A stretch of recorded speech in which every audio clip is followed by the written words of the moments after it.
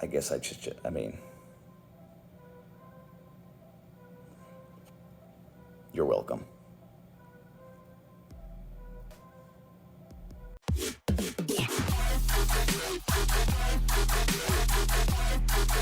Here's your hosts of the MonsterCast, the Straight Edge Monster Jack and Ryan. This is the week that Triple H introduced Evolution for the first time ever.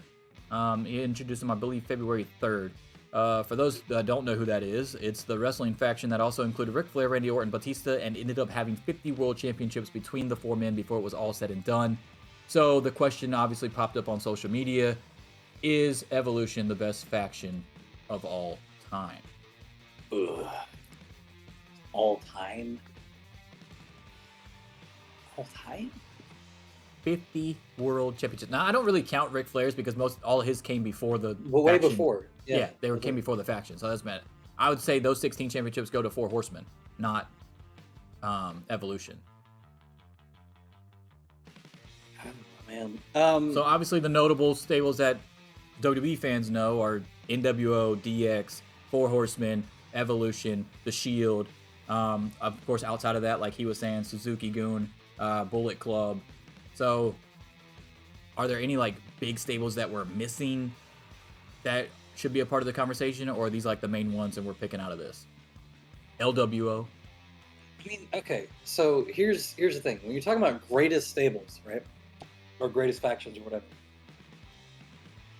whatever, and you can't just consider things like how many titles all the guys in it has. Like, there's also shit like influence on the business long term. I mean, you can't have this conversation without talking about the NWO. Now, the NWO got super bloated and shitty at the end of everything. They added way too many people. Like, there was all the stupid Wolfpack split bullshit, all that super stupid.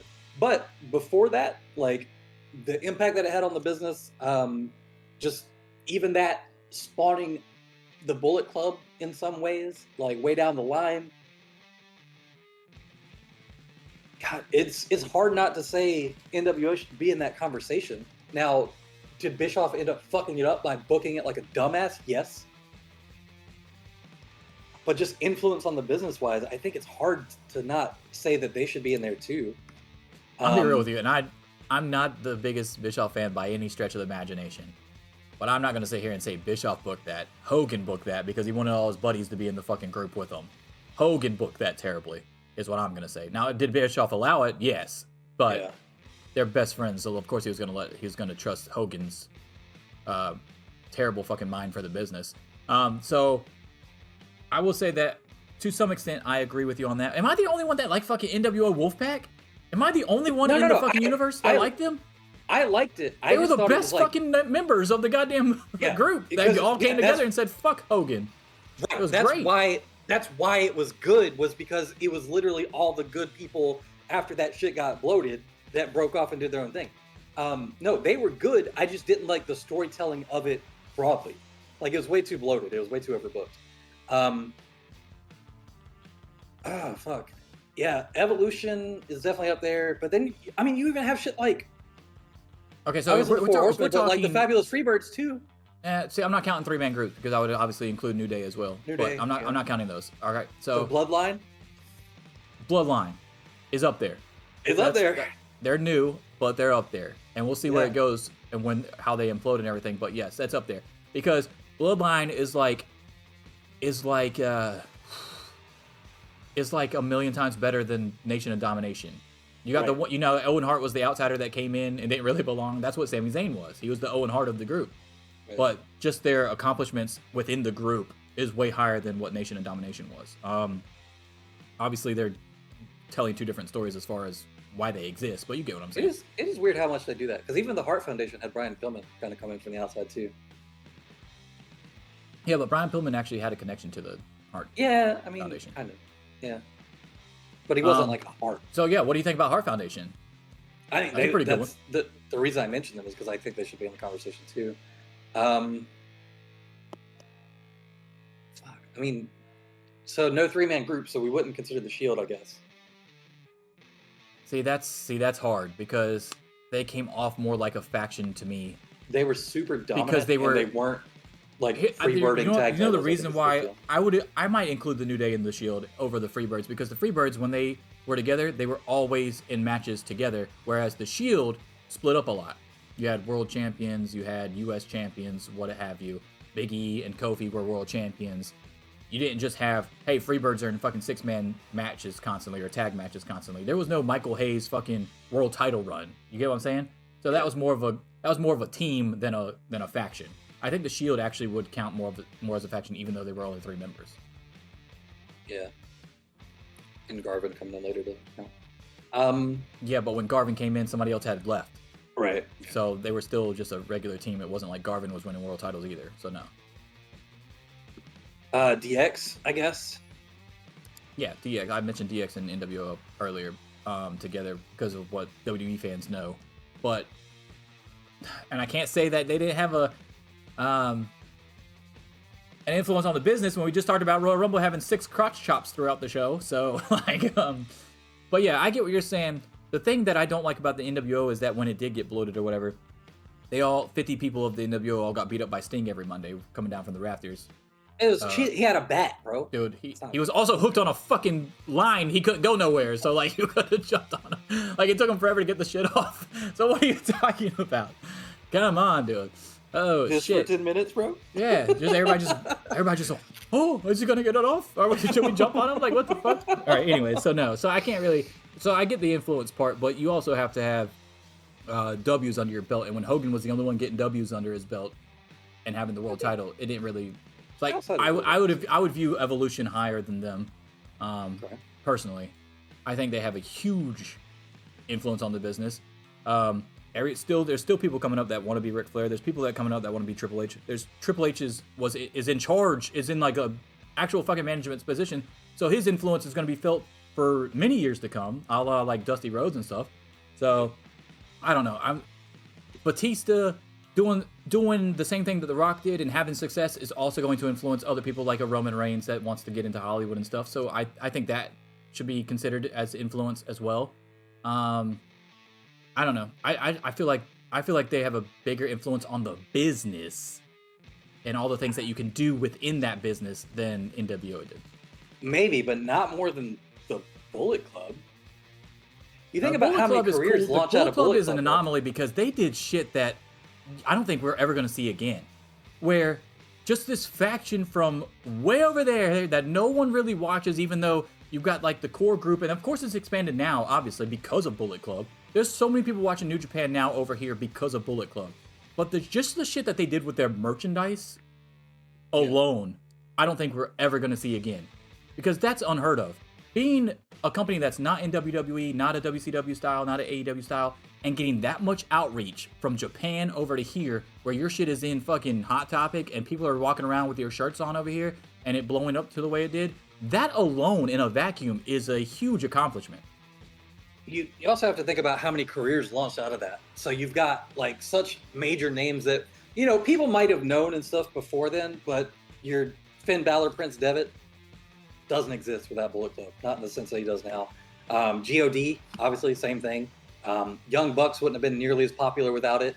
I don't feel like Kenny Omega's entire rise started when he had that the arc where he ends up joining the Bullet Club and then ending up taking over it.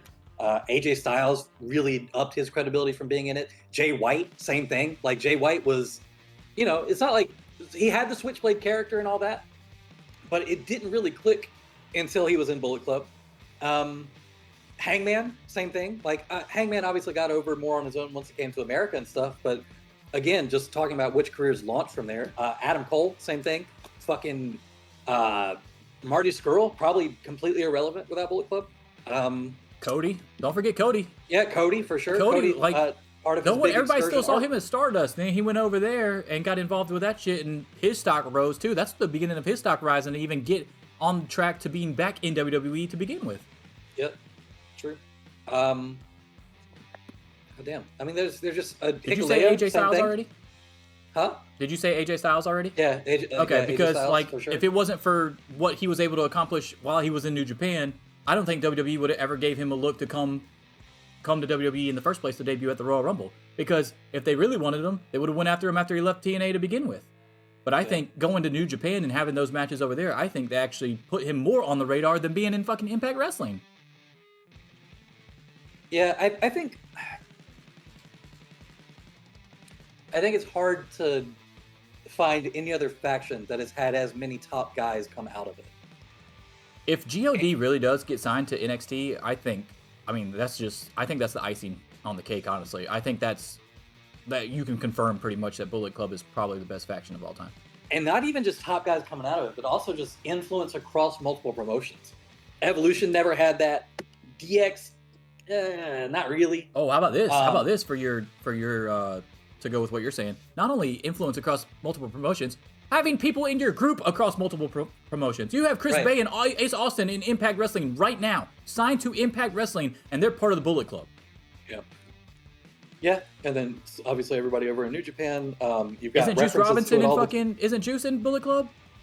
Juice is in Bullet Club. He's in AEW. You've got a bunch of references to it all the time, and even in WWE with Balor, the Club, and fucking AJ. Like they're everywhere. I don't think you can make the case that there's not a faction that has spawned more top guys for sure. The argument against that would be that they spawned so many top guys because they just took everybody. So they've had a lot of people in it that didn't end up doing that much either. I love Kenta, but his whole Bullet Club thing from like 2020 or 2019? I don't remember when the fuck it was. But like, it's not like that raised his stock a whole lot either. You got guys in there like fucking Dick Togo and whoever that, they're never going to be top guys. I would say Kenta yet, because if Jay White really leaves and Gorillas of Destiny really leave and Coda left, they're hurting for star power overall, I think, in my opinion. Shota Umino is not ready to just be put into the main event spotlight at the moment, right? So you've got Okada, Tanahashi, Naito. You got your main three. And then what's the drop-off? Because Ospreay might not be there much longer either. We don't know how long Ospreay's going to be there either. So I'm not going to rule out Kenta yet. Because he was a huge star before he came to NXT and they fucked him over. And then when he went back, it's taken a little bit to get going because of just how stacked their roster was when he got back. So I'm not going to rule out Kenta not being a big deal yet, but I get what you're saying. But here's the thing. Even with Kenta and Dick Togo and what have you, NWO had 30 of those at lesser levels. You know what I'm saying? They had fucking Ted DiBiase not doing shit. They had Virgil not doing shit. They had Stevie Ray not doing shit. They had Mr. Perfect not doing shit. They had Buff Bagwell not doing shit. Like, they had a shit ton of those kind of wrestlers. They had Horace Hogan in the fucking group, okay? So, like, they had way more people in their group that weren't sniffing titles or doing anything relevant than Bullet Club ever will have, no matter how many people have come through that fucking group. So you can have a Kenta that hasn't done really anything, but he's still having matches against quality people and winning. He's actually winning matches. Horace Hogan never won matches. Vincent never won matches. You know what I'm saying? The Disciple never won matches. So, I mean, let's be real. I give Bullet Club the edge over NWO as well. I actually have Bullet Club and Evolution both over NWO. Yeah. And then whether or not Bullet Club or Evolution is better really just depends on what criteria you're going on. If you're going on influence, it's Bullet Club all the way. If you're going on, so when Evolution was around, they were the most dominant faction, whereas I don't think you can always say the same about Bullet Club. Even when Jay White's the champion, they're not necessarily the most dominant faction. Yeah, I mean, it just depending on your criteria, it's got to be one of those two, though. Yeah, I think it's one of those two as well. DX is a nice one to throw in there because of Triple H and Michaels becoming world champions and New Age Outlaws having the really long tag title scene thing where they were like fucking 8-time champs or whatever the fuck it was. Mm-hmm. So I get that, but there's just too many world champions. There's 4 world champions out of Evolution. Well, 3 if we're not counting Ric Flair shit, which I'm not. So 3, but then they also had the Intercontinental and the tag team titles on top of that as well. And then in Bullet Club, you've already mentioned how many people won the world title, the US title, the IC title, the never openweight titles, stuff like that. Yeah. So I completely forgot about DX would be like, I think DX is top 5 because of the influence part, but as far as accomplishment part, I think they lack over Evolution and Bullet Club. And then, of course, I think Four Horsemen is in the same kind of boat as a DX. Because they had the one champ, right? They got Ric Flair on top for 14 times, 15 times before he fucking officially breaks out. They had a lot of moving parts, just like a DX did. But I do like the fact that, like a Evolution, a lot of those guys, the whole group had championships at the same time a lot. So Luger was U.S. champion. Tully was TV champion. Arn and Tully were tag champs. So shit like that, I think that matters in that. And the big thing about that is in the 80s or whatever, when that was a big deal, that's how you knew they were the big deal, is because they had the titles. So that was the criteria then. So, I mean, I think Four Horsemen has to be mentioned in the top 5 for sure. I think I'm going to go, I'm not going to do a list, but I just wanted to go, we might save that for another day for like Mount Rushmore of factions, because I don't think we've ever done that. But Evolution, based off our criteria that we're talking about on the show right here, where you're talking about influence and accomplishments within that group as well. Because let's be real, if you're not accomplishing anything within the group, you're not going to have that big of an influence either. Like, no one's going to watch this sorry ass group like the Los Boricuas that do nothing and be like, hey, yeah, I want to be like Savio Vega. No, that's not how that works. Like, you want to be like Ric Flair, you want to be like Triple H, you want to be like Kenny Omega, because they're succeeding in their roles inside the faction and they look cool as fuck. You get what I'm saying? So I think they're actually kind of connected more than what people realize. I think here's the thing too, and people are not going to like this comparison, but the Four Horsemen, to me, they're like on that same level as like the Wyatt family. So like, you've got the guy who's clearly the guy, and then you've got the tag team, and then you've got the guy who kind of does his own singles, like Muscle, whatever. But he's not the guy. The guy is still obviously the guy. Ric Flair's the guy. Bray Wyatt's the guy. They break out and have their own super successful singles career. The tag team still kind of stays together for a little while, and then the other guy gets kind of lost in the shuffle after the group breaks apart. Like, they had title reigns, they had some level of influence on the industry. They were dominant at the time, but they're not somebody that that you can look at and say built a lot of careers out of it, if that makes sense. I would say that they built a lot of babyface careers, but it didn't help spawn heel careers because they were in the group for the entire time. So like when Tully left, there was like a big void for Tully. Like, they tried to fill it with Lex Luger, they tried to fill it with Sting, they tried to fill it with Sid. Eventually got to the point where it was Dean Malenko and Chris Benoit, and then Brian Pillman was also a part of it at one point. So like, they tried. It's not like they didn't try to build stuff. It just wasn't working like the original, because the original Four Horsemen was done so well.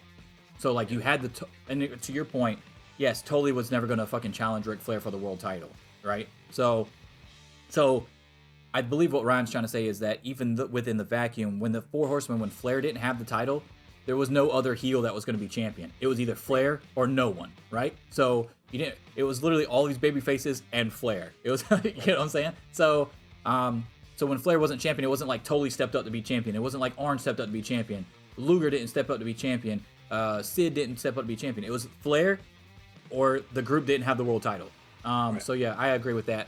But I will say that Tully did have the U.S. title, the TV title. He was doing single stuff after, or before Ole left. And then when Ole left, they had to pretty much pigeonhole Tully into Ole's spot to be with Arn Anderson to be the tag team. I think that is kind of what sets apart groups like Evolution or groups like The Shield or whatever, is that every guy can be the guy. In the Wyatt family, every guy couldn't be the guy. But yeah, I think that's definitely one of the big differences too, because even in NWO, you could kind of have said the same thing. You could have Nash champion at any time, you could have Hogan champion at any time. After all the weird Wolfpack shit, you could have Sting champion anytime, Luger champion anytime, Macho Man champion anytime, and it all would have made sense. I think it's kind of what sets some factions apart, is just like, it's not one top guy, his tag team, and then their heater. It's like a bunch of top guys. Hey guys, did you like that video? If so, don't forget to subscribe to the channel. You can also catch full episodes of the MonsterCast on Spotify, Apple Podcasts, and Google Podcasts, and you can also catch us live every Sunday on Twitch. All links in the description below, along with some sweet merch from yours truly. the MonsterCast. Deuces.